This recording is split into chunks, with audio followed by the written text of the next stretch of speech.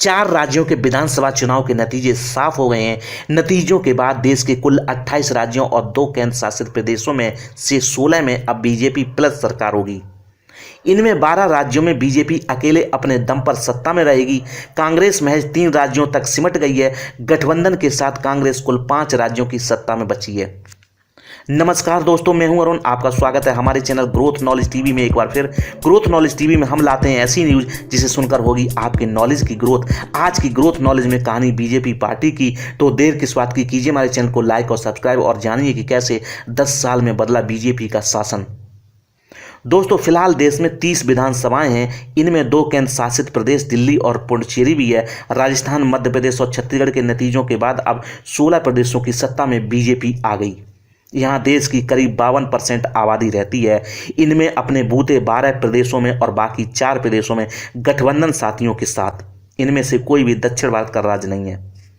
BJP के अकेले अपने दम पर सरकार बनाने वाले राज्यों में उत्तराखंड, हरियाणा, उत्तर प्रदेश, गुजरात, गोवा, असम, त्रिपुरा, मणिपुर, अरुणाचल प्रदेश, मध्य प्रदेश, राजस्थान और छत्तीसगढ़ शामिल हैं। गठबंधन वाले राज्यों में महाराष्ट्र, मेघालय, नागालैंड और सिक्किम है।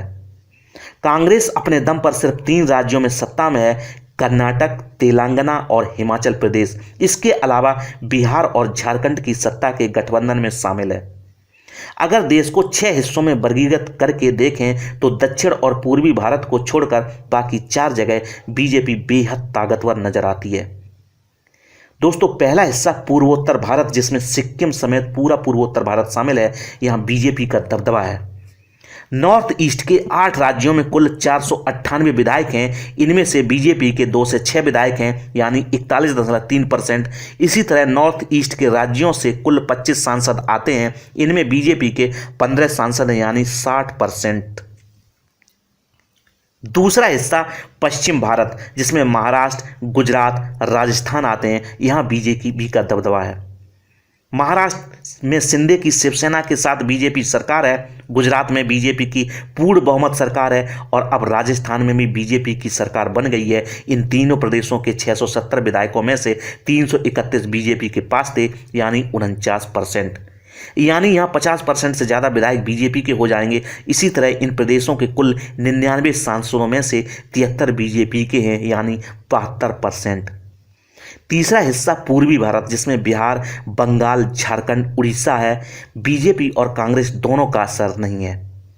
बिहार में महागठबंधन की सरकार है। पश्चिम बंगाल में तृणमूल कांग्रेस, झारखंड में जेएमएम की सरकार और उड़ीसा में बीजेडी की सरकार है। यानी पूर्वी भारत में कहीं भी बीजेपी की सरकार नहीं है।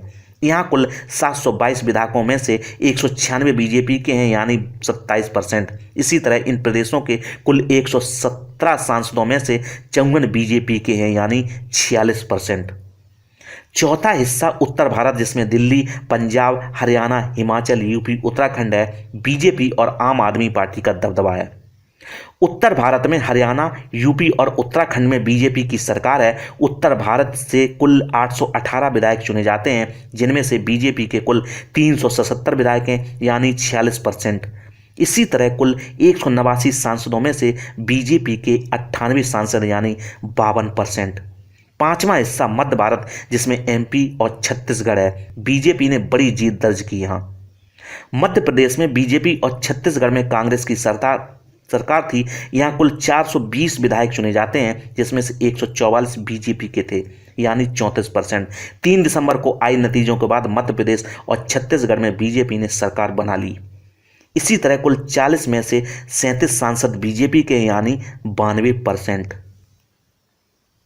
छठा हिस्सा दक्षिण भारत, जहां बीजेपी पूरी तरह से साफ है। कर्नाटक की हार के बाद दक्षिण के 5 में से किसी राज्य में बीजेपी की सरकार नहीं बनी। दक्षिण भारत के 5 राज्यों और 1 केंद्र शासित प्रदेश से कुल 130 लोकसभा सांसद आते हैं। इनमें बीजेपी के केवल 29 सांसद हैं, यानी 22%। इनमें भी 25 सांसद कर्नाटक से और 4 तेलंगाना से हैं।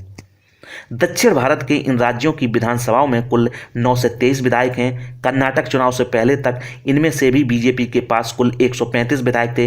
कर्नाटक में बीजेपी के 40 विधायक कम होने के बाद यह आंकड़ा भी घटकर 95 का बचा है। यानी दक्षिण भारत के कुल विधायकों में बीजेपी के सिर्फ 10% विधायक हैं। आज आपने जाना बीजेपी के बारे में।